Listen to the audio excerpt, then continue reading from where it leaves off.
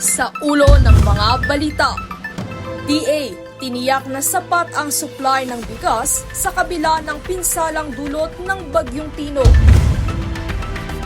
PNP, magde-deploy ng mahigit 9,000 pulis para sa 3 araw na religious rally sa Maynila.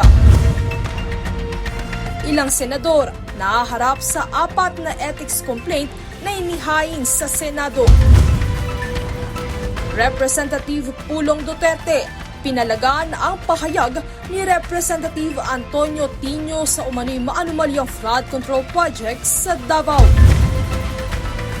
Inflation rate nitong October nananatili sa 1.7%.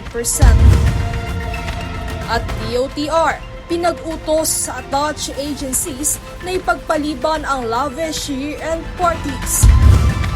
Patas at pantay na balita, komprehensibong ulat para sa pulso ng masa. Ito ang News Force.